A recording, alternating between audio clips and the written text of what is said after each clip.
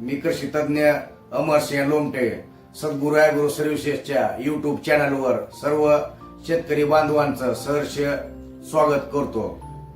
पपई पिकाची लागवड केल्यानंतर रोपांची जोमदार वाढ होण्यासाठी तणांचं वेळेतच नियंत्रण करणं अतिशय गरजेचं असतं। त्यासाठी रोप लागण केल्यानंतर 15 ते 20 दिवसा दरम्यान आपल्याला खुरपणी निंदणी करून तणांचं नियंत्रण करायचं आहे। त्याच पद्धतीनं 40 ते 45 दिवसाच्या दरम्यान दुसरी खुरपणी करायची आहे। त्यानंतर प्लॉट मध्ये आलेलं तण आपल्याला वेळोवेळी काढून घ्यायचं आहे।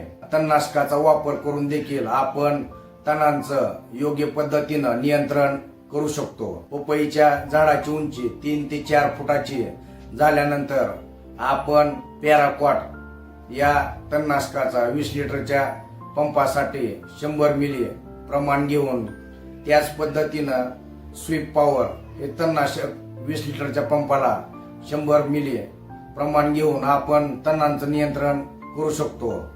तणनाशकाचा वापर करत असताना जमिनीमध्ये ओलावा असणं अतिशय गरजेचं आहे।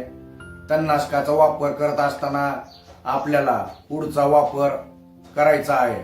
तसेच तणनाशक फवारणी बारा नसताना आपल्याला करायचे आहे। त्याच पद्धतीनं तणनाशकाची फवारणी करत असताना तणनाशक झाडांवर तसेच झाडांच्या बुंद्यांवर पडणार नाही याची काळजी देखील आपल्याला घ्यायची आहे।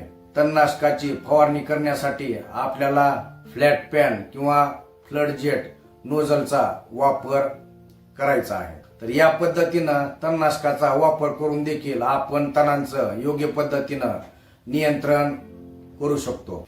त्याच पद्धतीनं आपण बिना मल्चिंगची बेडवर लागवड केलेली असेल तर आपल्याला 2 ते 2.5 महिन्याच्या दरम्यान आपल्या पपई पिकाला खतांचा दुसरा डोस टाकून मातीची भर द्यायची आहे, माती लावून घ्यायची आहे।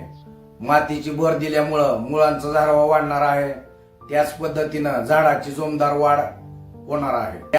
व्हिडिओ आवडला असेल तर व्हिडिओला लाईक करा, चॅनलला सबस्क्राईब करा। धन्यवाद।